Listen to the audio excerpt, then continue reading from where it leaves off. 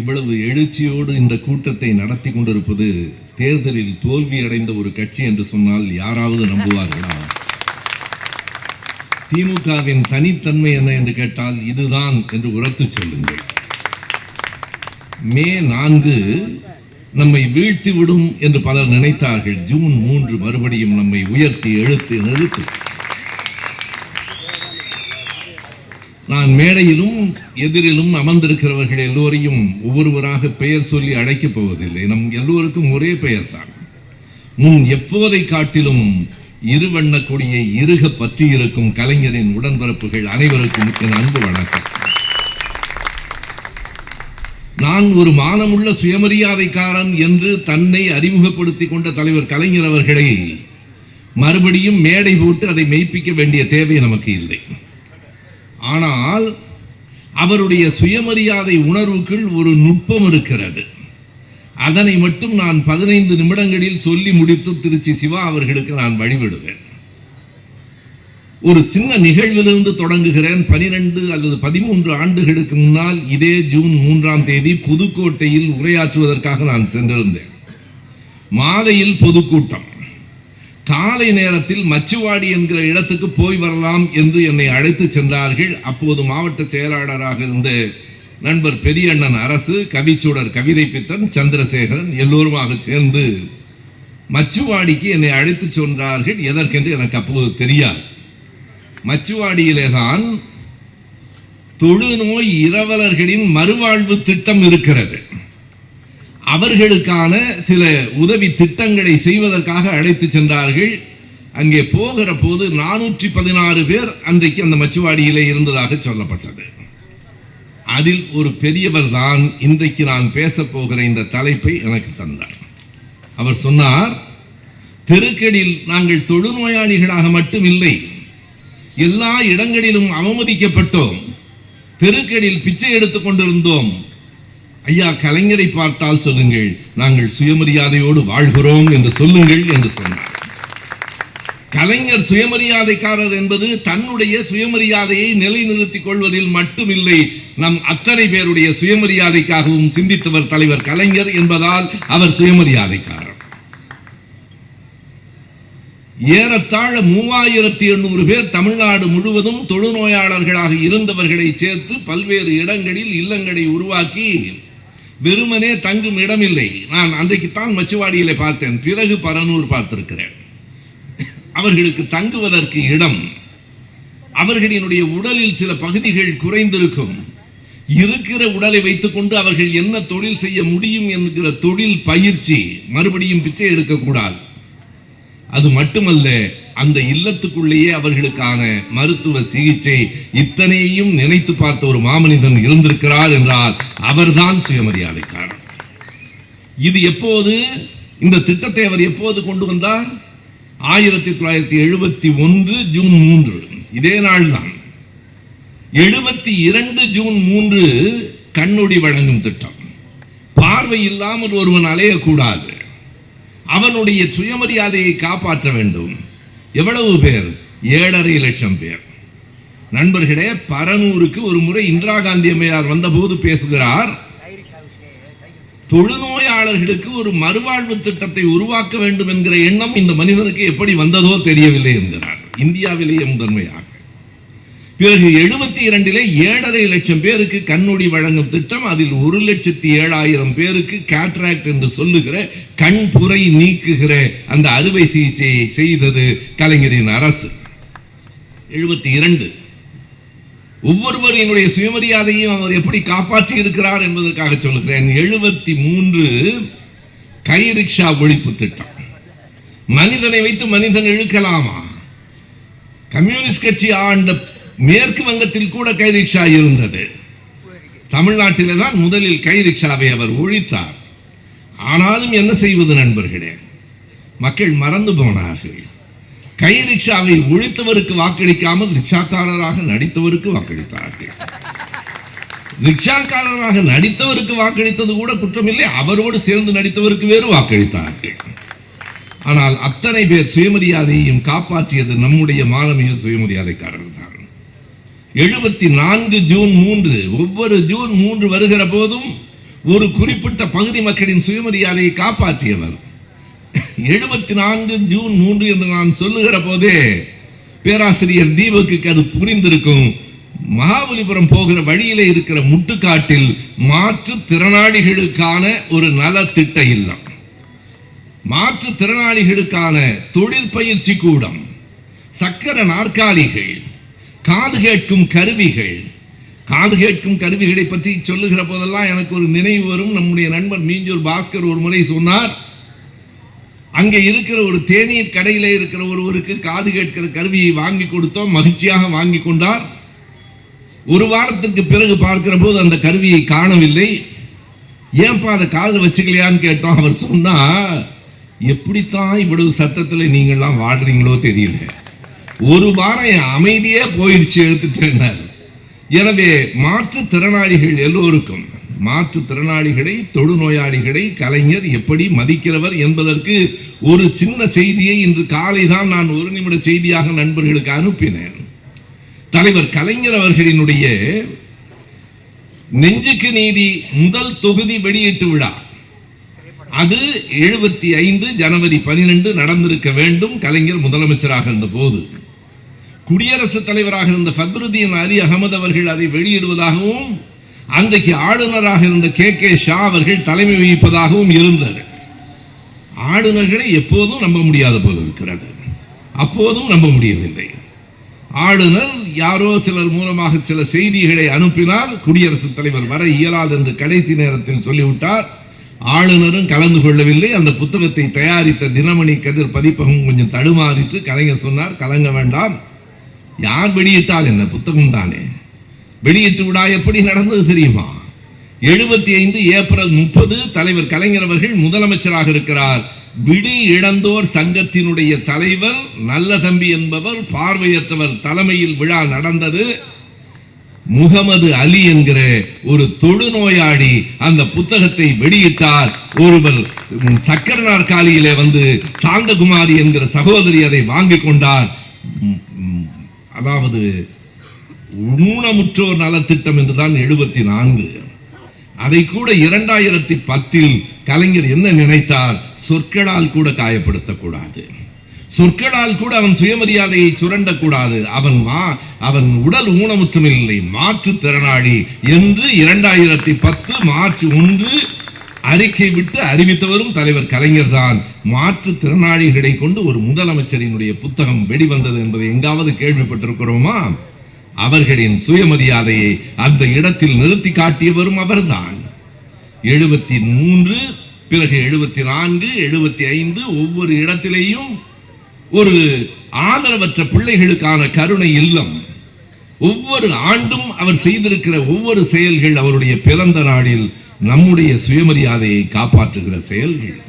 அதற்கு பிறகுதான் இங்கே பேசுகிற போது நண்பர்கள் சொன்னார்களே, குதிரை பந்தயத்தை ஒழித்தார். குதிரை பந்தயத்தை ஒழித்ததற்கு பிறகு ராஜாஜி அவர்களினுடைய நினைவிடத்தை திறப்பதற்காக வந்த ஜெயபிரகாஷ் நாராயணன் அவர்கள் மேடையிலே ஒரு வேண்டுகோள் வைத்தார்.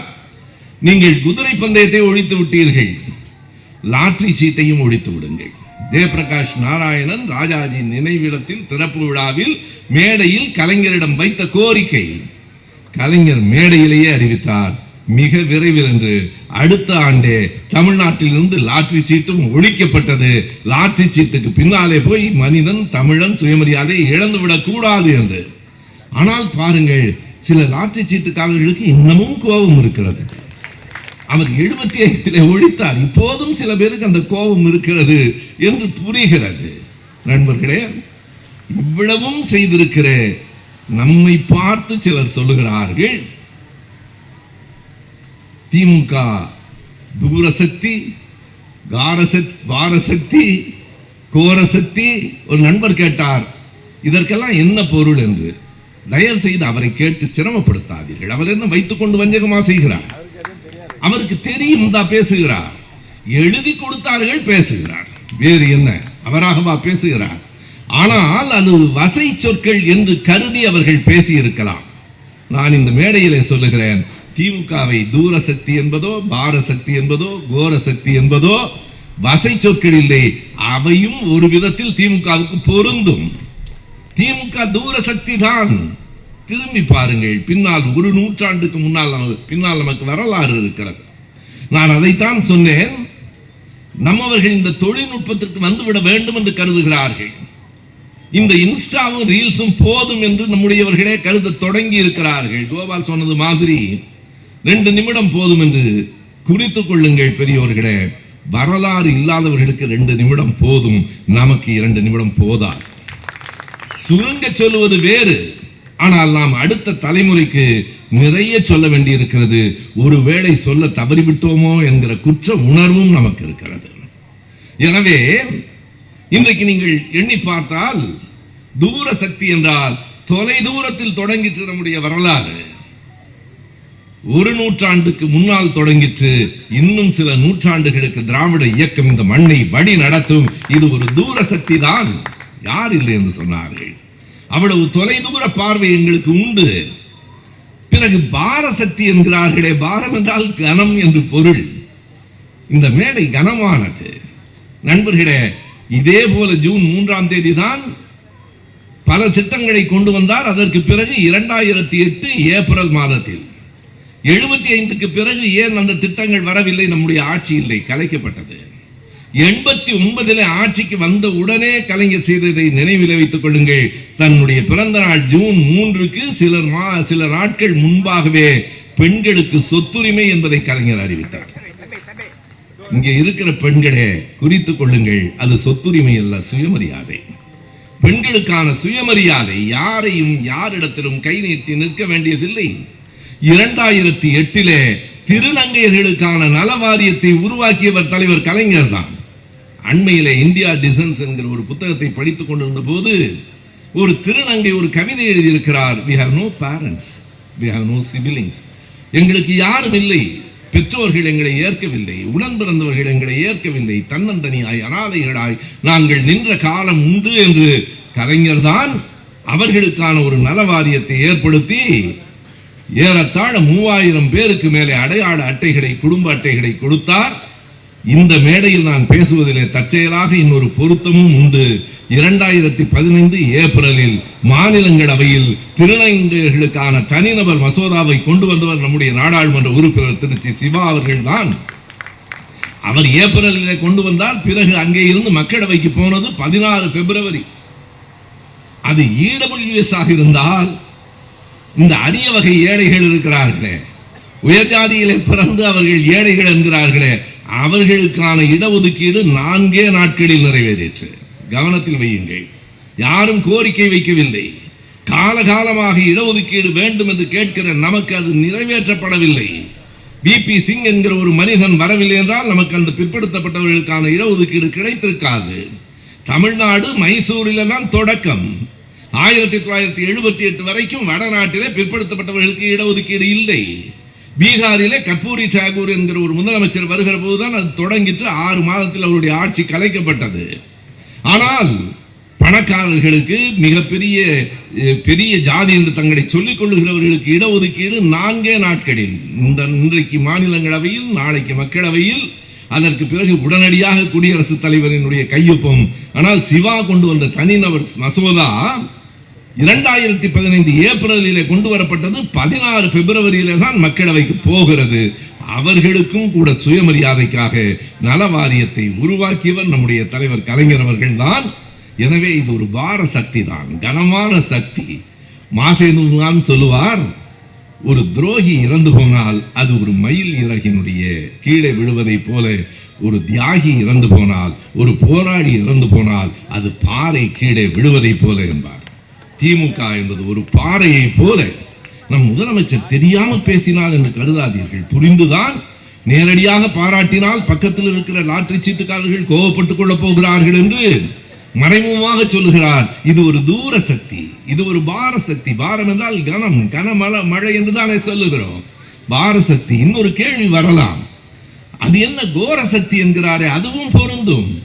கலைஞர் ஒரு முறை சொன்னார், எவனாவது சாதியின் அடிப்படையில் ஏற்றத்தாழ்வை கற்பித்தால் கட்டை விரலோ தலையோ காணிக்கை வேண்டும் என்று இன்றைக்கு எவரேனும் கேட்டால் அவன் பட்டை உரியும் சுடுகாட்டில் அவன் கட்டை எறியும் என்று பாடியவர் நம்முடைய தலைவர் கலைஞர். கோர சக்தி தானே. எவராவது மக்களை பிரிக்கும் சனாதனம் ஒழிக்கப்பட வேண்டும் என்று நம் எதிர்க்கட்சி தலைவர் சட்டமன்றத்தில் பேசினால் அவர்களுக்கு கோர சக்தியாகத்தானே படும். திமுக ஒப்புக்கொள்ளுகிறோம். இன்னமும் ஒரு முறை உரத்து சொல்லுங்கள். திமுக தூர சக்தி தான், திமுக வார சக்தி தான், திமுக சாதியால் மக்களை பிடிக்கிறவர்களுக்கு கோர சக்தி தான். முதலமைச்சர் அவர்களே, முடிந்தால் அடுத்த கூட்டத்தில் இன்னொன்றையும் சேர்த்துக் கொள்ளுங்கள். ஏழை எளிய மக்களிடம் அன்பு காட்டுகிற ஈர சக்தியும் திமுக தான். திமுக என்றால் உங்களுக்கு அடுக்குமொழிக்கும் பொருந்தி வருகிறது, இல்லையானால் அவர் ஒப்புக்கொள்ள மாட்டார். அது பாரசக்தி, கோரசக்தி, ஈரசக்தி என்று அதையும் சேர்த்துக் கொள்ளுங்கள். ஆனால் நான் என் உரையை முடிப்பதற்கு முன்னால் துணை பொதுச் செயலாளர் அவர்களும் நம்முடைய மாவட்ட செயலாளர்கள் மாசு அவர்களும் தமிழச்சி அவர்களும் எல்லாம் இருக்கிற இந்த மேடையில் என்னுடைய ஒரு சின்ன ஆதங்கத்தையும் பதிவு செய்துவிட்டு நான் உரையை நிறைவு செய்தேன். நாம் ஈரசக்தி தான், எதிரிகளிடம் கூட அன்பு காட்டுகிறவர்கள் தான். கலைஞர் தான் அதையும் நமக்கு சொல்லி தந்தார். என்னை கடலில் தூக்கி எறிந்தாலும் நான் களமாகத்தான் மிதப்பேன், கவிழ்ந்து விட மாட்டேன், நீங்கள் ஏறி பயணம் செய்யலாம் என்றார். அதை சரியாகவோ தவறாகவோ புரிந்து கொண்டு நம்முடைய அண்மையில் ஒரு நிகழ்ச்சியை நான் எல்லா தொலைக்காட்சிகளிலும் பார்த்தேன். மாமன் சீர் கொண்டு போகிற தாய் மாமன் சீர் கொண்டு போகிற நிகழ்ச்சி. இவ்வளவு பெருந்தன்மையா என்று எனக்கு தோன்றிற்று. ஏனென்றால் நம்முடைய மாவட்ட செயலாளர் முன்னாள் அமைச்சர் யார் வீட்டுக்கு தாய் மாமன் சீர் கொண்டு போகிறார் என்றால், இது பெரியார் மண் இல்லை, பெரியாரே மண் என்று சொன்னவரின் வீட்டுக்கு, அண்ணா கலைஞரின் நினைவிடங்களை இடிக்க வேண்டும் என்று சொன்னவரின் வீட்டிற்கு, இன்னமும் சொன்னால் கள்ளக்குடி கொண்ட கருணாநிதி என்னும் பாட்டை கள்ளத்தனம் கொண்ட கருணாநிதி என்று பாடியவரின் வீட்டுக்கு, ஆரிய கடப்பாறை கொண்டு திராவிட கோட்டையை இடிப்பேன் என்று சொன்னவருக்கு தாய்மாமன் சீர் கொண்டு போகிற அளவுக்கு எவ்வளவு பெரிய உள்ளம், எவ்வளவு பெருந்தன்மை. நண்பர்களே, நான் கொஞ்சம் சின்ன புத்திக்காரன், எனக்கு அது கிடையாது. கலைஞரை படித்தவன், அண்ணாவை படித்தவனுக்கு நான் உண்மையிலேயே தாய்மாமனாக இருந்தாலும் சாகும் வரை பகையாடியாக இருப்பேனே தவிர ஒரு நாளும் உறவாடியாக இருக்க மாட்டேன்.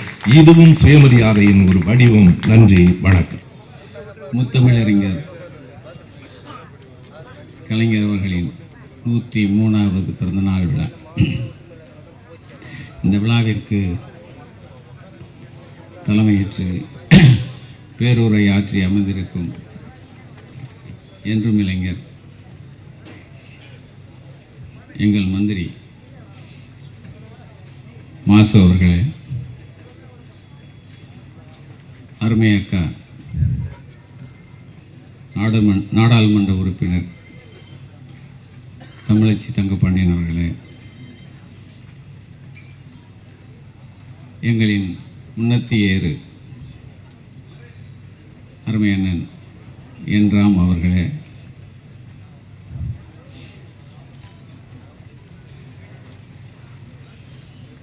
எங்களின்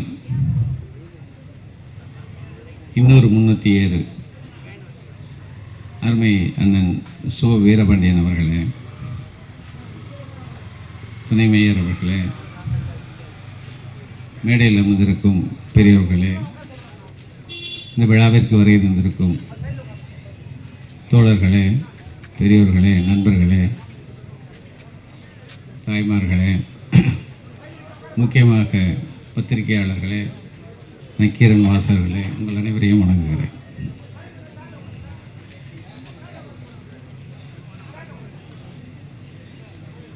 இதான் எல்லாருமே பயத்தில் உட்காந்துருக்க மாதிரி மேடையில் உட்காந்துருக்கோம்.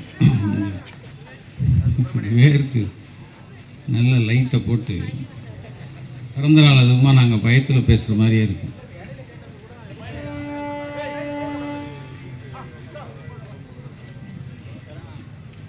மந்திரி நம்ம அண்ணன் சொன்னார், மந்திரி தான் சொல்லுவேன், எனக்கு கடவுள் மேலே நம்பிக்கை இல்லை, எது மேலேயும் நம்பிக்கை இல்லை. எதுனா கடவுள், ஜோசியம், எது மேலேயும் நம்பிக்கை இல்லை. மே 10ஆம் தேதி எந்த புண்ணியமாக நேரம் குறித்து கொடுத்தானோ தெரியல, அன்னையிலேருந்து இன்னைக்கு வரைக்கும் கொலை, கற்பழிப்பு, பாலியல் பலாத்காரம் இன்னைக்கு வரைக்கும் 40 ஆயிருக்கு. இப்போ சாயந்தரம் போனால் நைட் ஆனால் எத்தனை ஆகுன்னு தெரியாது. அது எந்த ஜோசியக்காரன் கண்டுபிடிச்சான்னு கொடுத்து அவனுக்கு நீங்கள் பாராட்டணும். அவன் தான் நேரம் குறித்து கொடுத்துருக்கான், இந்த நேரத்தில் இந்த சேரில் இப்படி போய் உட்காரு அப்படின்னு சொல்லி. அது இந்த நாள் நான் கலைஞரை பற்றி தான் பேச வந்திருக்கேன், வேறு எதையும் பேசலை. போகிற போக்கில் சில விஷயத்தை தொடாமல் போயிட்டா கூட என்னையா இருந்தாலும் இப்படி போயிட்டேன் அப்படின்ற கூடாதுல்ல. முதல் நாள் எதோ நன்றி அப்படின்னு போனாங்க திருச்சியில். அது முடிக்கும்போது கான்ஃபிடெண்ட்டாக இருங்க, வெற்றி நிச்சயம். அந்த ஆளுக்கு ஒரு ஆள் போய் தேர்தல் முடிஞ்சிருச்சு நீதாயா முதல்வர்னு போய் சொல்லி அது சொல்லணும்ல. ஒரு வகையில் அதை சொல்ல மாட்டேங்கிறாங்க. கான்ஃபிடெண்ட்டாக இருங்க, வெற்றி நிச்சயம் தான் எதுக்கு சொல்கிறாங்க? இப்போ தான் தேர்தல் முடிஞ்சிருக்கு, இப்போ தான்டா இழுத்து அது 3-4 தடவை கவர்னர்கிட்ட போய் நீ கவனிச்சிங்கன்னா தெரியும். கவர்னர்கிட்ட போகும்போது கூட ஒரு 2 சில்லறையை போச்சு. அது யார்? ஒருத்தன் ஜனநாயகம் பட அதிபர், இன்னொருத்தன் விஷ்ணு ரெட்டின்னு ஒருத்தன். இவங்க 2 பேருக்கு கவர்னர்கிட்ட என்னடா வேலைன்னு எவனாவது கேட்டாங்களா? மந்திரி சபை எங்களை அமைக்கணும், நீங்கள் அனுமதின்னு சொல்கிறதுக்கு தானே போகணும், அதுக்கு ஏன்டா இவங்க 2 பேர்? ஆரம்பமே சரியில்லை. சரி போகுது அப்படின்னா இப்போ நம்ம அண்ணன் வேறு சொல்லிட்டார் 6 மாதம் விட்டு பிடிப்போம் அப்படின்னு. நீங்கள் விட்டு பிடிக்கலாம், நாங்கள் விட்டு பிடிக்கிற மாதிரி இல்லை. நீங்கள் சும்மா இருக்கலாம், நாங்கள் சும்மா இருக்க முடியாது. அது அந்த கோஷ்டியில் எங்கள் அண்ணன் தான், மந்திரியும் சேர்ந்து தான், அவரும் கொஞ்சம் விட்டு பிடிப்போம் அப்படிமாரு. ஆனால்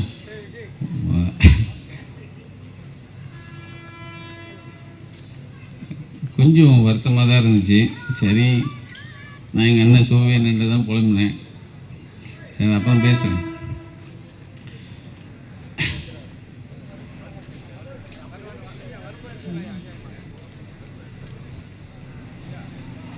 காலச்சிற்பி முத்துவேல் கருணாநிதி, கலைஞர், முத்தமிழ் அறிஞர்.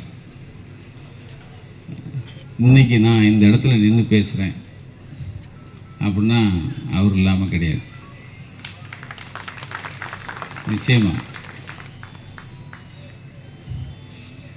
ஏதோ ஒரு ஓரத்தில் அதான் கலைஞர் படிக்கும்போது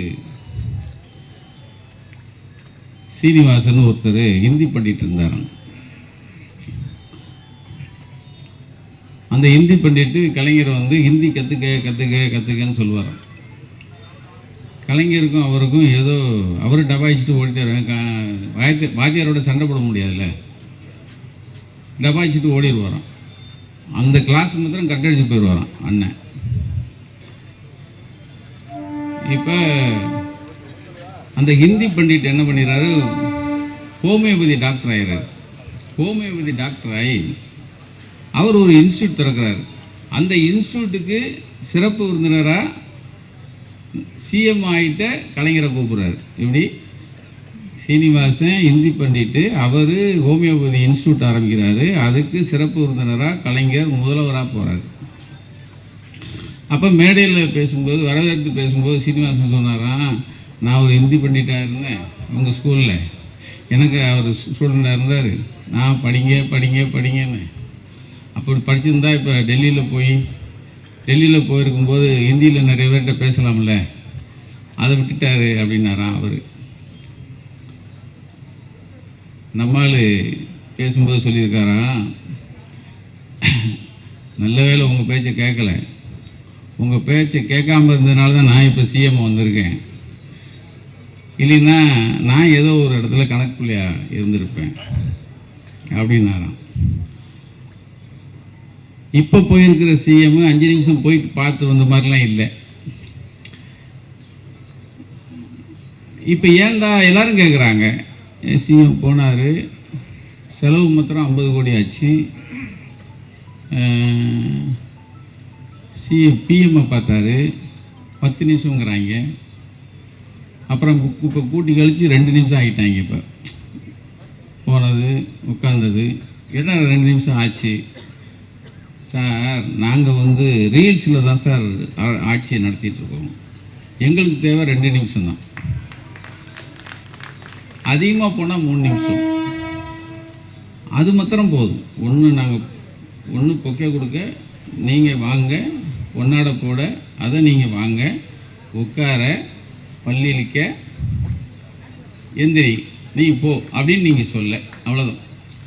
இந்த ரீல்ஸ் போதும் சார், நாங்கள் வாழ்க்கையை நடத்திடுவோம். அது தெரியாமல் நம்ம ஏன் இவர் பிஎம் பார்த்தாரு, ஏன் பேசலை, அவர் என்ன முத்துவேல் கருணாநிதி ஸ்டாலினா, இல்லை அவர் என்ன முத்தமிழ் அறிஞரா, போய் உட்காந்து 50 நிமிஷம் 1 மணி நேரம் போய் உட்காந்து இரும்பு பெண்மணிங்கிற இந்திரா காந்திகிட்டயே ஃபைட் பண்ணி தமிழ்நாட்டுக்கு தனிக்கொடி வேணும்னு கேட்டவர் நம்மால். அந்த கொடியை டிசைன் பண்ணிட்டு போயிட்டாராம். போன உடனே அந்த அம்மா போச்சுறான், இவரை மாதிரி ஒவ்வொரு மாநிலத்துக்கும் கேட்டாங்கன்னா என்ன ஆகுறது, கொஞ்சம் பொறுங்க அப்புறம் டிஸ்கஸ் பண்ணுவோன்ருக்காரு. அப்போ எங்களுக்கு இந்த சுதந்திர தின விழாவுக்கு கொடியேற்றுற உரிமையாவது கொடுங்க அப்படின்ட்டு வாங்கிட்டு வந்திருக்காரு அவர். இந்த வரப்போகிற ஆகஸ்ட் 15 தான் முதல்வராக இருக்கவங்கிறதையே மறந்துட்டு இருக்கிறவர் ஆகஸ்ட் 15 கொடியேற்றணும். அந்த கயரை தொடும்போது ஒரு ஷாக் அடிக்கும் பாரு, அந்த ஷாக்கு அது முத்தமிழறிஞர் வாங்கி கொடுத்த ஷாக்கு தான். அவர் இல்லைன்னா போய் நின்று கூட்டோடு போய் இப்படிலாம் இழுக்க முடியாது. ஆக ஒரு பிரதமர்னா போய் எதை வாங்கணும், எதை கொண்டு நம்ம மாநிலத்துக்காக எந்த உரிமையை வாங்கணுங்கிறத ஆரம்பித்து வச்சவர் நம்ம முத்தமிழறிஞர். அதே போல தான் தமிழ்த்தாய் வாழ்த்து, அதையும் தமிழ்த்தாய் வாழ்த்து எல்லா அரசாங்க நிகழ்வுகளையும் பாடணும், முதல்ல அதை பாடணும்னு கொண்டு வந்தது முத்தமிழறிஞர். அது முன்வரிசையில் திரிசாவும் 3வது வரிசையில் தமிழ்த்தாயை வச்சதெல்லாம் பார்த்துட்டோம்.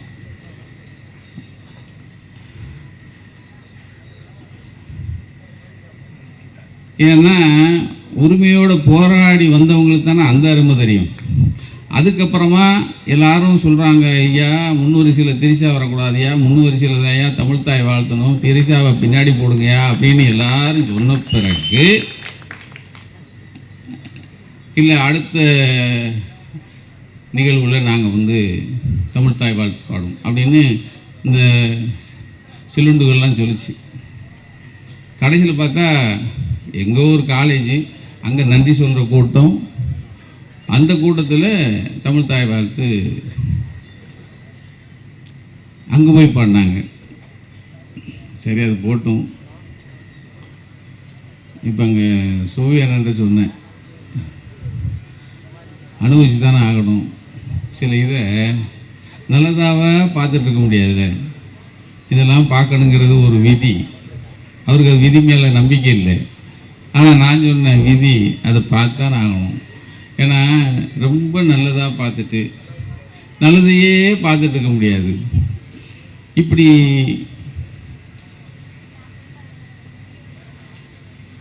இல்லையா, பட்டு வேட்டி பட்டு சட்டை கட்டி வந்ததை அதை ரீல்ஸ் போட்டுறாங்க. அவங்க வாழ்க்கையில் ஒருத்தன் பட்டு வேட்டி பட்டு சட்டை கட்டிட்டு வந்துட்டான், இங்கால் பட்டு வேட்டி பட்டு சட்டை கட்டிட்டு வந்துட்டாங்கிறத மாத்திரமே வச்சு ரீல்ஸ் போட்டுறான், அதை பார்க்குறான்.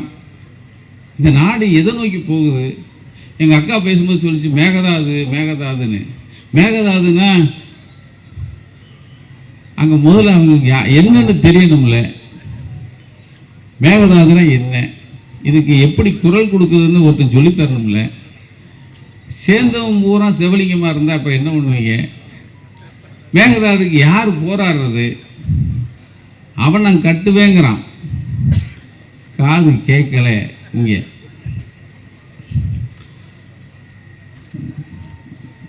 மறுபடியும் அதுக்குள்ளே தான் போக தோணுது. நாம் இங்கே திருப்பி கொண்டு வர வேண்டியதாக இருக்குது. எனக்கு நான் இங்கே நிற்கிறதுக்கு நான் கலைஞர் தான் காரணம்னு சொன்னதுக்கு நிறைய காரணங்கள் இருக்குது. அவரோடு சேர்ந்து கொஞ்ச நாள் நாங்கள் பணியாற்றியிருக்கோம். மேடையில் இருக்கிற அத்தனை ஜாம்பவான்களும் அவரோடு இருந்து கொஞ்ச நாள் பணியாற்றினவங்க தான்.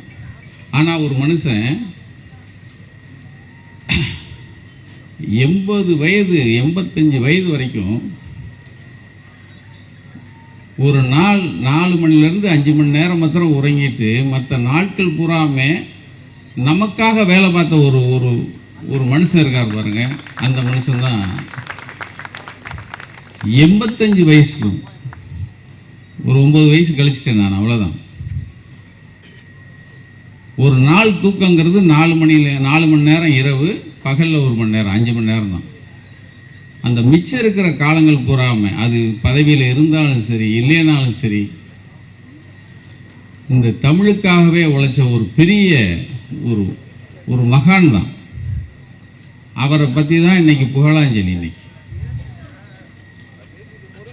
67 அண்ணன் சொன்னாங்க சைதாப்பட்டில் நின்னாங்கன்னு. 62 ஜெயிக்கிறாங்க. ஜெயிச்ச உடனே 63 கடற்கரையில் கூட்டம். அந்த 63 கூட்டத்தில்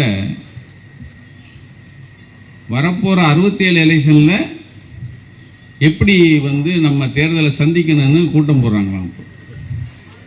கூட்டம் போட்டோடனே அப்போ கலைஞர் தான் சொல்கிறாரா, 67 தேர்தலில் எத்தனை தொகுதியில் நம்ம நிற்க போகிறோம் அப்படிங்கிறத எப்பயே முடிவெடுக்கணும். இப்போ 63 62 ஜெயிச்சு ஒரே வருஷத்தில் 67 செலெக்ஷனில் வந்தால் எலெக்ஷன் வரும்போது நம்ம எத்தனை தொகுதியில் நிற்க போகிறோன்னு அப்பயே கணக்கெடுங்கன்னுக்கிறார். அப்போ 200 தொகுதியில் நிற்க போகிறோம். 200 தொகுதினா ஒரு தொகுதிக்கு நம்ம 5000 மேனிக்கு செலவு வச்சோம்னா 200 தொகுதிக்கு நம்ம தேவை 10 லட்சம் ரூபா. 10 லட்சம் ரூபா யார் புரட்ட போகிறோம் அப்படின்னு கலைஞர் சொல்கிறார். அப்போ எல்லாரும் ஒருத்தர் பார்த்துக்கிறாங்க. இப்போ தானே ஜெயிச்சு வந்தோம், ஒரு வருஷம் தானே ஆயிருக்கு, இன்னும் 67 வர்றதுக்கு இன்னும் எத்தனை நாள் இருக்குது, அதுக்குள்ளே ஏன் அவசரப்படுறேங்கிறாங்க. இல்லை திட்டமிடணும். அப்போ 66 வலசரவாக்கத்தில் ஒரு சிறப்பு மாநாடு ஒன்று போடுறாங்க. அந்த மாநாட்டில் கலைஞர் நான் பொறுப்படுத்துக்கிறேன்னு 63 சொல்லிடுறாரு. 66 சிறப்பு மாநாட்டில் அண்ணாட்ட 11 லட்சமாக கொண்டு போய் கொடுக்குறார். அப்போ 67 தேர்தல் வேட்பாளர் அறிவிப்பு வருது. வேட்பாளர் அறிவிப்பு வரும்போது ஒவ்வொரு தொகுதியும் யாரெல்லாம் நிற்கிறாங்கன்னு சொல்லிட்டு வரும்போது சைதாப்பேட்டைன்னு நிறுத்துறாராம் கலைஞர். அறிஞர் அண்ணா சைதாப்பேட்டை அப்படின்னு நிறுத்துறாராம். மறுபடியும் சைதாப்பேட்டை அப்படின்னு 2வது தடவை அனௌன்ஸ் பண்ணுறாராம். 2வது தடவை அனௌன்ஸ் பண்ணி அவர் சொன்ன பேர் என்ன தெரியுமா? 11 லட்சம் அப்படின்னாராம். இந்த சைதாப்பேட்டைக்கு கலைஞர் நிற்கும்போது அவர் வச்ச பேர் 11 லட்சம் அப்படின்னு. அப்போ கலைஞர் இருந்துச்சு, அண்ணா பக்கம் வந்திருக்கார். அதுதான் ஜெயிச்சு பொதுப்பணித்துறை அமைச்சராகி தமிழ்நாட்டுக்காக உழைப்பு அதாவது பதவியிலிருந்து உழைச்சது இங்கேருந்து தான் ஆரம்பிச்சு. அதே மாதிரி திருவாரூர், மறுபடியும் திருவாரூருக்குள்ளே போகிறேன். திருவாரூரில் சேதுராம ஐயர்னு ஒருத்தர், அவங்க பள்ளிக்கூட ஆசிரியர், 7ஆம் வகுப்பு ஆசிரியர் சேதுராம ஐயர். படித்து முடிச்சிட்டாரு. மறுபடியும் அதே ஊருக்கு போகிறாரு. ஆசிரியர் கூட்டணி மாநாடு ஒன்று நடக்குது, அதில் கலைஞர் போகிறாரு. அந்த மாநாடு வரும்போது சேதுராம ஐயர் எங்கேன்னு கேட்குறாரு. அவர் ரிட்டையர்ட் ஆகிட்டாருன்னு சொல்கிறாங்க. அவர் படித்த ஸ்கூலில் தான் அந்த மாநாடு. ரிட்டையர்ட் ஆனால் விட்டுருவீங்களா அப்படின்னு கேட்டாராம். இல்லை, ரிட்டையர்ட் ஆகிட்டாரு, வீட்டில் இருக்கார் அப்படின்னே. சரி, இன்னும் முடித்த உடனே அவர் நண்பரை திண்ணனை கூப்பிட்டு சேதுராமையர் வீட்டுக்கே போகிறார். போனால் அவர் ஆசிரியர் வீடு எப்படி இருக்கும் அது போல் இருந்திருக்கு. உட்கார சேர் இல்லை, எல்லாம் எல்லாத்தையும் அப்படியே பரபரத்து இருந்திருக்காரு. இவர் வேகமாக போய் ஒரு பெஞ்சில் உட்காந்துட்டாங்க. நான் பெஞ்சிலே இருக்கேன், ஏன்னா உங்கள் முன்னாடி நான் பெஞ்சில் தானே உட்காந்தேன்னு உட்காந்துட்டாரான். அப்போ சிஎம் அவர். அப்போ உட்காந்துட்டு, அப்போ என்ன திடீர்னு வந்திருக்கீங்க, எனக்கு அதெல்லாம் தெரியாதே, அப்படின்னு ஒன்றா இல்லை, நீங்கள் நான் உங்கள் கூட படிக்கும்போது எனக்கு ஒரு சின்ன நினைவு இருக்குது அப்படின்னு சொன்னாராம். என்னப்பா சொல்லு. இந்த கற்றையாளர் நோட்டு பூராமே ஒரு 55 நோட்டை கொடுத்து என் கையில் கொடுத்து, நீ போகும்போது வீட்டில் கொடுத்துருப்போன்னு சொல்லிடுவீங்க. உங்கள் வீடு இருக்கிறது ரொம்ப தூரம், ஆனால் நீங்கள் சொல்லிட்டீங்கன்னு நான் தூக்காமல் போக முடியாது. 55 நோட்டு நல்ல கனமாக இருக்கும். நான் தலையில் வச்சுட்டு உங்களை திட்டிகிட்டே போவேன். இந்த மாதிரி அவர் கொடுத்துட்டாரு, இனிமேல் இவர்கிட்ட படிக்கவே கூடாது, இல்லை நாளைக்கு கொடுத்தா வாங்கக்கூடாது அப்படின்னு நினச்சிட்டே போனேன். வீட்டுக்கு போனேன். அம்மா வந்து வேமா ஐயோ இவ்வளோ வெயிட்டாக இருக்கேன்னு கொண்டு வாங்கி வச்சுக்கிட்டு, உள்ளே வாடா ஒரு காபி சாப்பிடுவோன்னு சொன்னாங்க. கொஞ்ச நேரம் உட்காந்து அந்த காப்பி கொடுத்தாங்க. உண்மையிலே காப்பினா எப்படி இருக்கணும் அங்கே தான் நான் தெரிஞ்சுக்கிட்டேன். இது வரைக்கும் இப்படி ஒரு காப்பியை நான் குடித்ததே இல்லை. நான் அடுத்து வந்தேன். அடுத்த நாள் உங்கள்கிட்ட நான் கேட்டேன், சார் இன்றைக்கி எதுவும் நோட்டு கேட்டு இல்லையா சார் வீட்டுக்கு கொண்டு போய் கொடுக்க அப்படின்னு கேட்டேன். ஏன்டா ஒன்றும் இல்லை, ஆனால் வீட்டுக்கு போ உடனே வர சொன்னால் ஏதோ வேலை இருக்கான் அப்படின்னு அவர் நீங்கள் அனுப்புனீங்க. மறுபடியும்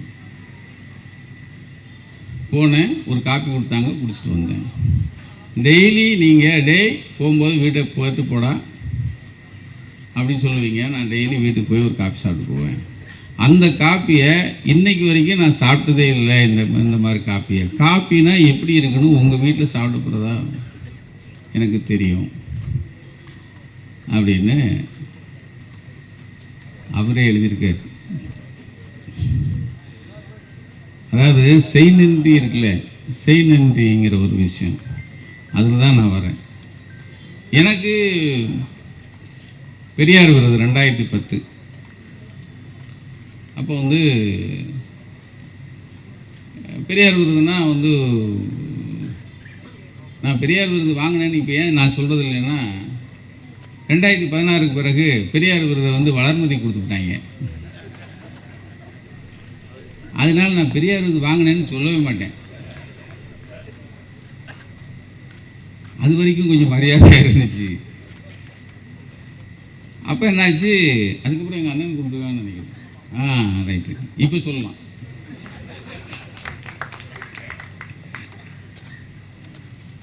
அப்போ எனக்கு நாள் ஒரு கலெக்டர் ஃபோன் பண்ணார்.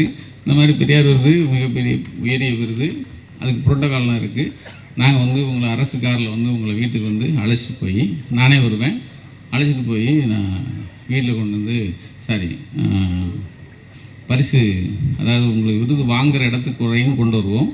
விருது வாங்கினோன்னா உங்களை மரியாதை நிமித்தமாக உங்களை மறுபடியும் கொண்டு போய் வீட்டில் விடுவோம். இது எங்களுக்கு புரோட்டோகால்.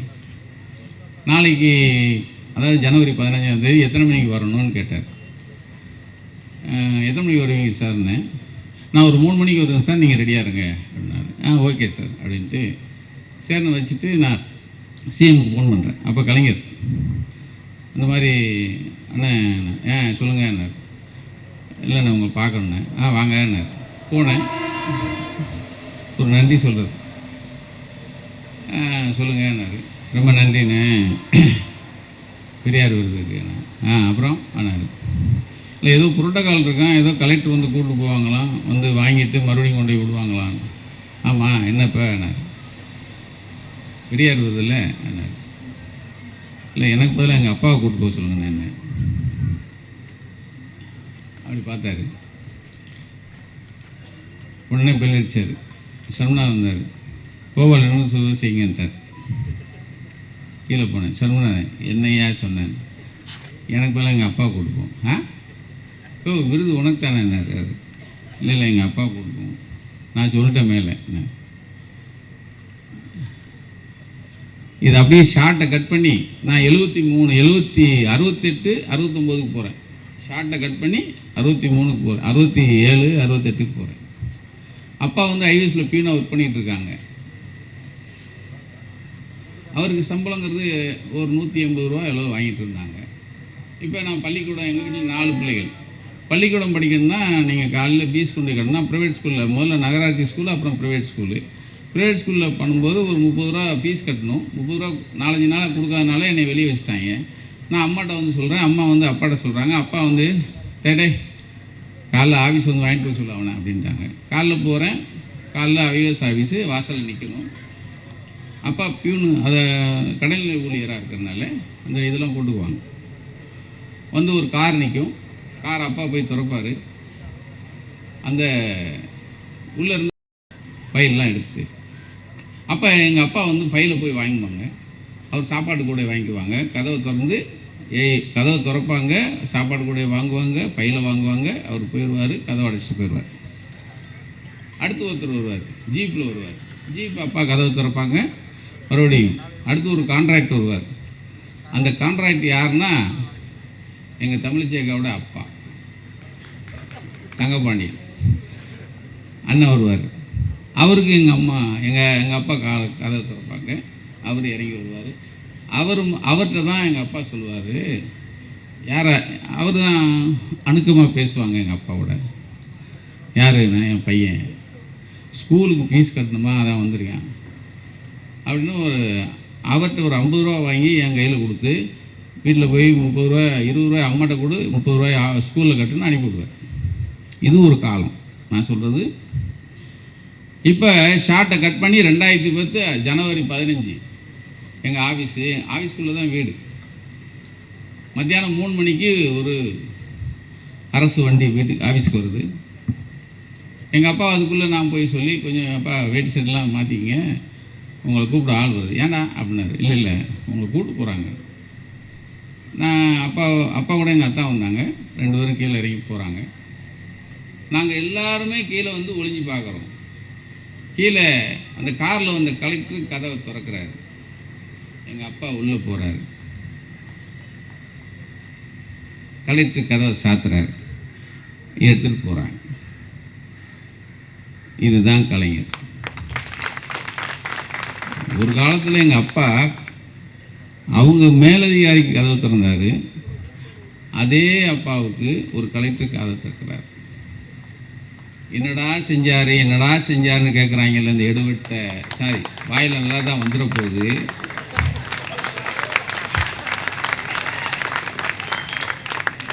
ஆனால் நான் சிஎம் இல்லைல்ல பேசுகிறேன். அவங்களும் சொல்கிறேன், இது அண்ணா கலைஞர் கால சிற்பி. நன்றி. கலைஞர் அவர்கள் 103வது பிறந்த நாள் விழாவுக்கு தலைமை வகிக்கும் என் அருமை நண்பர் மா. சுப்பிரமணியன் அவர்களே, மதிப்புக்குரிய பேச்சாளர்களே, பொதுமக்களே, கலைஞரை பற்றி எங்கே ஆரம்பிக்கிறதுங்கிறதே ஒரு பெரிய கேள்வி, ஒரு சவால் என்றே சொல்லலாம்.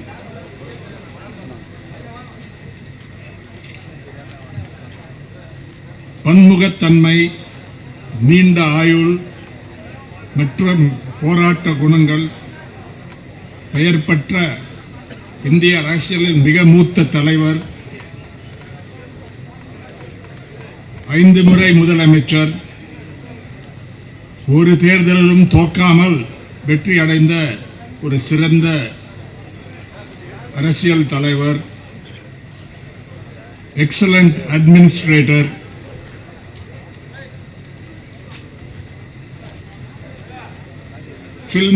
ஃபில்ம் நரேட்டிவ் ஸ்கிரிப்ட், கவிதை, பல விஷயங்களை நமக்கு தந்தவர். அவரை பற்றி பல அம்சங்களை, அவருடைய பல அம்சங்கள், பல குணங்களை பற்றி பேச முடியும். அது வேற என்னை விட சிறந்த முறையில் ஏற்கனவே ஆரம்பித்திருக்கோம். அந்த அம்சங்களை பற்றி பேசுறது, போராளி என்றதை பற்றியும் சிற்பி என்பதை பற்றியும் பேசியிருக்காங்க. கலைஞரை பற்றி சொல்ல வேணும்னா, அவர் முதலேருந்த ஒரு கம்ப்ளீட் முழுமையான ஒரு சித்தாந்தம், அரசியல் பாதை, இதெல்லாம் எல்லாருக்கும் தெரியும். சிறிது வயதிலே ரொம்ப இன்டெலிஜென்ட் மாணவர், ஆனால் அதிகமாக படிக்க மாட்டார். வேறு இதில் அவர் வந்து மேல் பள்ளியில் முடிக்கவில்லை, கல்லூரிகளுக்கு போனதில்லை. ஆனால் சிறு வயதிலேயே எழுத்து திறமை எங்கேருந்து வந்தது? இது ஒரு இயற்கை கொடை என்று சொல்லலாம். கடினமான உழைப்பு இருந்தது. ஆனால் அது இருந்தால் மட்டும் போராது. ஒரு நேச்சுரல் கிஃப்ட் என்று சொல்வார்கள். எனக்கும் கடவுள் நம்பிக்கை இல்லை, கடவுள் நம்பிக்கை இல்லை. அதனால சில பேர் வரப்பிரசாதம்லாம் சொல்லுவாங்க. இது வந்து ஒரு நேச்சுரல் கிஃப்ட், இயற்கை அளித்த ஒரு பரிசு. அது வந்து சிறு வயதிலிருந்து அது வந்தது. ரெண்டாவது வந்து இது ஏற்கனவே சொல்லப்பட்டது, தேராத உழைப்பு.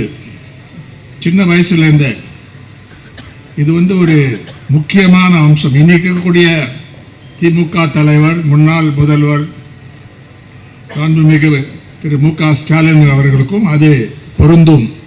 கடினமான உழைப்பு.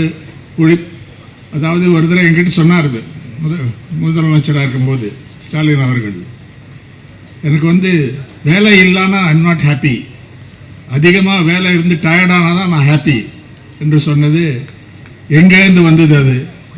அதுவும் ஒரு இயற்கை குணமாக இருக்கலாம். ஆனால் அவருக்கு அவர் தந்தையுடைய பாடமாக தான் இருந்தது. ஏன்னா அது கடினமான உழைப்பு. அதனால் வந்து வேறு என்ஜாய் பண்ணலன்னு அர்த்தம் இல்லை. வேறு பல பாஸ்ட் டைம்ஸில் இல்லைன்னு சொல்ல முடியாது. கலைஞரை பற்றி சொல்ல வேணும்னா கிரிக்கெட்டில் அதிக பிடிப்பு உண்டு. மாசு அவர்களுக்கு கிடையாது. நாங்கள் நடக்கும்போது கேட்போம், அவர் வந்து கிரிக்கெட்டெல்லாம் ஃபாலோ பண்ண மாட்டார், வேறு இன்ட்ரெஸ்ட் இருக்கலாம். ஆனால் கலைஞரும் அது உண்டு.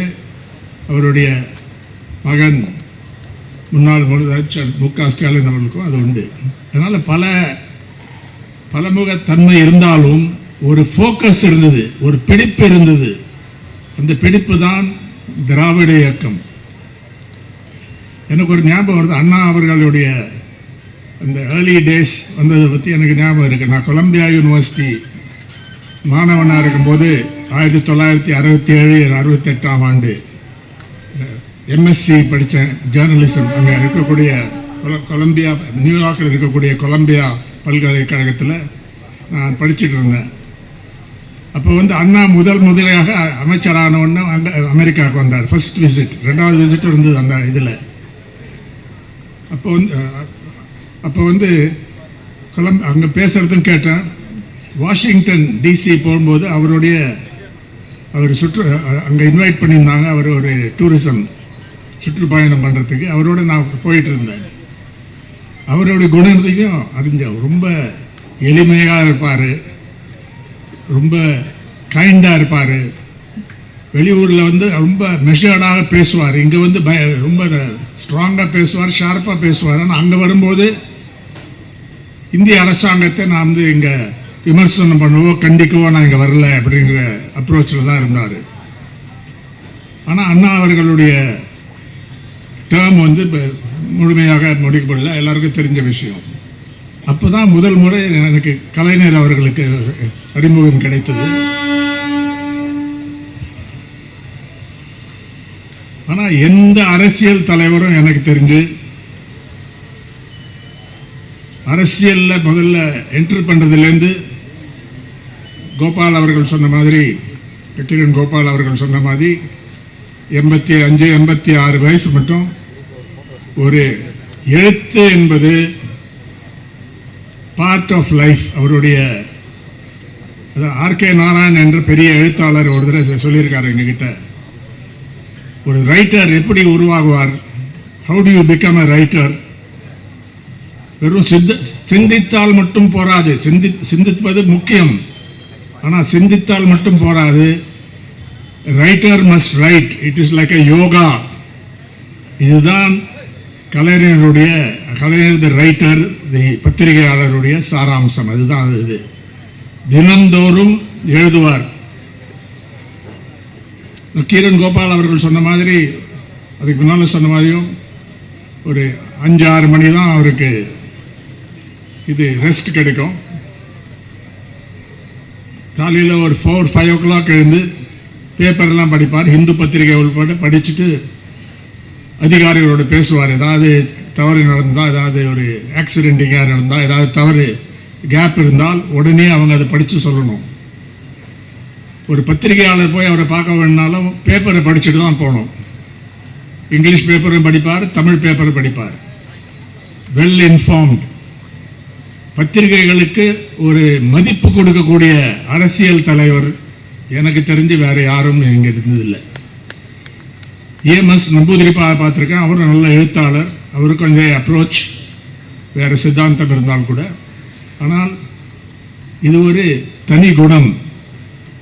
அதனால் அந்த ஃபஸ்ட் பாயிண்ட் என்னவென்றால், கலைஞருடைய பெருமையை, அதாவது கலைஞர் as political leader, statesman, chief minister, அகில இந்திய அளவில் ஒரு முக்கியமான சிற்பி, குறிப்பாக கோயலிஷன் என்றால் எப்படி நடக்க வேண்டும், அதுக்கு ஒரு எடுத்துக்காட்டு.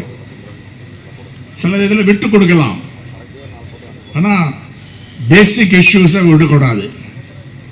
அப்படி தான் அது இப்போ இருக்கும். இன்றைக்கி இருக்கக்கூடிய காங்கிரஸ் கட்சி, குறிப்பாக ராகுல் காந்தி அவர்கள் அதுக்கு நேர்மாறாக நடந்து கொள்ளக்கூடிய ஒரு அரசியல் தலைவர். பகிரங்கமாக சொல்லலாம் இது. அதாவது சோனியா காந்தி வேற, அவங்க இருக்கும்போது இந்த அலையன்ஸ் வந்து பாஜகவுக்கு எதிராக இருக்கக்கூடிய அலையன்ஸ், மதவெறி சக்திகளுக்கு எதிராக இருக்கக்கூடிய, பிரிவினைகளை கொண்டு வரக்கூடிய சக்திகளுக்கு எதிராக இருக்கக்கூடிய ஒரு கூட்டணி நன்றாக தான் நடந்தது. சில வீக்னஸ் இருந்திருக்கலாம், சில கேப்ஸ் இருக்கலாம், சில பேர் அதுலேருந்து போயிருக்கலாம். ஆனால் ஒட்டு மொத்தமாக பார்த்தா நன்றாக நடந்தது. ஆனால் இன்னைக்கு அப்படியா நடக்கிறாங்க? ஒரு அணியில் எலெக்ஷனை கண்டெஸ்ட் பண்ணி வேற அணியில் மினிஸ்டர் பதவி படுறது எப்படி சரி இருக்கிறது? அது என்ன அரசியல் எத்திக்ஸுக்கு பொருந்துமா? யார் உங்களை நம்புவாங்க இந்த மாதிரி இருந்தால்? அதனால நாளைக்கு டெல்லியில் வேற இங்கே வேற இருக்க முடியுமா? அதனால இது ஒரு கலைஞர் வந்து, ஆனால் நான் பத்திரிகையாளர் இருக்கும்போது ஒரு விஷயத்தை மட்டும் விமர்சித்திருக்கேன். 1999 ஆண்டு முதலமைச்சர் ஜெயலலிதா அவர்கள் வந்து வாஜ்பாய் கவர்மெண்ட் அவருக்கு அவங்களோட சப்போர்ட்டை விட்ரா பண்ணிட்டார். கவர்மெண்ட் விழுந்தது. திமுக அன்றைக்கு நேஷனல் டெமோக்ராட்டிக் அலையன்ஸ் சேர்ந்தது. நான் விமர்சித்தேன், அது தவறான இதுதான் இன்னைக்கும் சொல்லுவேன். அது கலைஞர்கிட்ட சொல்லியிருக்கேன், நாங்கள் எழுத்திருக்கோம் அதை பற்றி. ஆனால் அதை வந்து கரெக்ட் பண்ணிட்டு 2003 திரும்பி சரியான பாதைக்கு வந்துட்டாங்க. இந்த மாதிரி விஷயங்களெல்லாம் நம்ம விமர்சிக்க முடியும், பேச முடியும், விவாதிக்க முடியும். அப்படிப்பட்ட ஒரு சிறந்த தலைவர், அறிவுஜீவி, எழுத்தாளர், படைப்பாளி நம்மளுடைய கலைஞர். அதுதான் எனக்கு அது முக்கியத்துவம். அது பல நேரம் வந்து திமுக அவங்க இருக்கும்போது சில விஷயங்களை நாங்கள் விமர்சிப்போம். ஃபோன் பண்ணுவார் மார்னிங் காலையில், ஏன் இப்படி எழுதிட்டீங்க, என்னன்னா நான் வந்து உங்களை வந்து பார்க்குறேன், இது பேசலான்னா உடனே ஒத்துப்பார். ஒரு டெமோக்ராட்டிக் அப்ரோச் சொன்னாங்கல்ல, ஜனநாயக முறை, அதில் பண்ணக்கூடிய ஒரு சிறந்த தலைவர். அவருடைய எழுத்துக்களை பற்றி பல மணி நேரம் பேசலாம். ஏன்னா அவ்வளோ வார்த்தைகள், அவ்வளோ வால்யூம்ஸ் எழுதினது ரொம்ப ரேர். மகாத்மா காந்தி இருந்திருக்காரு, ஜவஹர்லால் நேரு இருந்திருக்காங்க, ஏஎம்எஸ் நம்பூதிரிப்பார் இருந்திருக்காரு. அவங்க எல்லாம் எழுத்தாளிகள். அதுக்கு முன்னால் பாலகங்காதர் திலக் இருந்திருக்காரு. எல்லாரும் பத்திரிகையாளர், ஆசிரியர்கள், போராளிகள். எழுத்தின் மூலம், பத்திரிகை மூலம், பேச்சின் மூலம், இன்னைக்கு வந்து டிஜிட்டல் பிளாட்ஃபார்ம்ஸ் இருந்தால் அதுலேயும் சிறந்த முறையில் கலைஞர் வந்து இன்றைக்கி இளம் வயதில் இருந்தால் அதுலேயும் சிறந்த இதில் அதை பயன்படுத்தியிருப்பார். அதாவது அந்த பிளாட்ஃபார்ம்ஸை யூஸ் பண்ணுறதுல அந்த ஒரு ஸ்பெஷல் கிஃப்ட், இயற்கை அந்த ஒரு பரிசு என்று சொல்லலாம், அந்த கிஃப்ட். அவருடைய எழுத்துக்கள் வந்து எப்படி இருக்கும்னா, படிக்கக்கூடிய விதத்தில் இருக்கும். ஆழமான கருத்துக்கள் இருந்தாலும் அதை எப்படி இன்ட்ரெஸ்டிங்காக ப்ரெசென்ட் பண்ணுறதுங்கிறதுல ரொம்ப எக்ஸ்பர்ட். அதில் அதுக்கு ஒரு ஹியூமர் இருக்கும், விட் இருக்கும். அதாவது ஒரு டென்ஷன் இருக்கும்போது அதை யூஸ் பண்ணால் அந்த டென்ஷன் கலந்து விடும். சில பத்திரிகையாளரை பற்றி கேட்டேன். இன்றைக்கி நான் பேசுனது இந்து பத்திரிகையில் எங்களுடைய சீனியர் கரஸ்பாண்டன்ட் பி கோலப்பன் அவர்கள் இந்த கதையை சொன்னார். கலைஞர் முதல்வராக இருந்த காலத்தில் பெரும்பாலும் பத்திரிகையாளர் சந்திப்பு நடக்கும். கோட்டையில் அல்லது அறிவாலயத்தில் நடைபெறும் இச்சந்திப்புகள் சுவாரஸ்யமானவை. ஒரு முறை இந்திய கம்யூனிஸ்ட் கட்சிக்கு, இது கோலப்பன் கேட்ட கேள்வி, இந்திய கம்யூனிஸ்ட் கட்சிக்கு நாகப்பட்டினம் தொகுதியை கொடுப்பதில் என்ன சிக்கல் என்று கோலப்பன் அந்த பிரஸ் கான்ஃபரன்ஸில் கேட்டார். இது 1904ஆம் ஆண்டு லோக்சபா எலெக்ஷன்.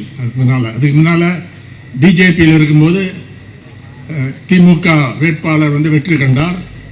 அவர் தான் 2004 பண்ணார். ஆனால் சிபிஐக்கு கொடுக்கறதுல என்ன சிக்கல் என்று கேட்டதுக்கு பதில் உடனடியாக கலைஞர் சொன்னார், நாகப்பட்டினம் பக்கத்தில் தான் சிக்கல் இருக்கிறது. சிக்கல் ஊர் இருப்பதை நகைச்சுவையுடன் சொல்லி கூட்டணியில் இருக்கும் டென்ஷனை குறைக்க முயற்சி செய்தார். இன்னொரு கேள்வி, தமிழ்நாட்டில் திமுகவுடன் சித்தாந்த போர் நடத்துவதாக பாஜக அறிவித்துள்ளதே என்று கேள்வி கேட்டாங்க ஒரு பிரஸ் கான்ஃபரன்ஸில். தமிழ்நாடு அதாவது போர், சித்தாந்த போர் என்பதை ஞாபகம் வச்சுக்கோங்க. உடனே பதில், தமிழ்நாட்டில் பாஜக ஒரு போர், அதாவது போர் அடிக்கும் கட்சி. அதுதான் இன்றைக்கும் பொருந்துகிறது. இந்த இதில் ஒரு முறை இன்னொரு பதில், ஒரு முறை கலைஞரிடம் அதிமுக கூட்டணி பரபரப்பாக இயங்குகிறது, உங்கள் கூட்டணி ஏன் பரபரப்பாக தேர்தல் வேலை பார்க்கவில்லை என்று கோலப்பன் கேட்டார். உடனே அவர் எங்கள் கூட்டணி சமைத்து ஹாட் பேக்கில் வைக்கப்பட்டுள்ளது, நாங்கள் காய்கறி வாங்கவோ பல சரக்கு வாங்கவோ ஓட வேண்டிய தேவை இல்லை என்று பதில் அளித்தார்.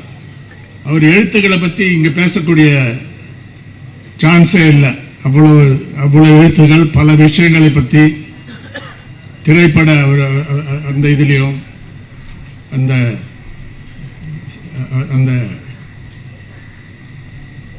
வசனங்கள், அவருடைய கவிதைகள், உணர்ச்சி பூர்வமான கவிதைகள், அண்ணா அவர்கள் மறைவுக்கு பிறகு அவர் எழுதின அந்த வார்த்தைகள் இன்றைக்கும் அங்கே இருக்குது அவருடைய சென்டனரி இதில் மரியனால.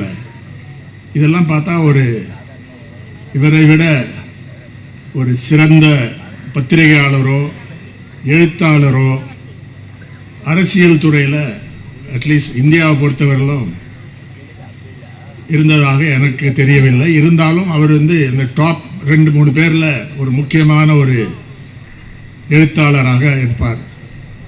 கடைசி பாயிண்ட் அவருடைய வாழ்க்கையையும் அரசியலையும் நிர்வாகத்திறனையும் தனிமை, அதாவது எழுத்தை தனியாக பார்க்க முடியாது, செக்ரிகேட் பண்ண முடியாது. அதோட ஒரே பார்ட்டாக தான் இருக்கும். எழுத்து என்பது அரசியல், திராவிட இயக்கத்துக்காக எழுதுறது பேசுறது, அதுதான். அதை தனிப்பட்ட முறையில் பார்க்க முடியாது. அவர் பொலிட்டிக்கல் லீடர் வேற, எழுத்தாளர் வேற, அந்த மாதிரி இருக்காங்க பல பேர். ரொம்ப அரசியலில் கொண்டு வர மாட்டாங்க அவங்க ரைட்டிங். பல ரைட்டர்ஸ் இருக்காங்க. ஆனால் அவருடைய ஹோல் லைஃப் அந்த மூமெண்ட்டோடைய பார்ட், அவர் எழுத்துக்களும் அந்த பார்ட். எழுத்துக்களில் பல விஷயங்களை இன்னைக்கு ஆராய்ந்து நமக்கு பல பாடங்களை நம்ம கற்றுக்கொள்ளலாம் என்று சொல்லிவிட்டு இந்த விழாவில் பங்கெடுக்க என அழைத்ததற்கு என் நண்பர் மாசு அவர்களுக்கு என்னுடைய நன்றியை தெரிவித்து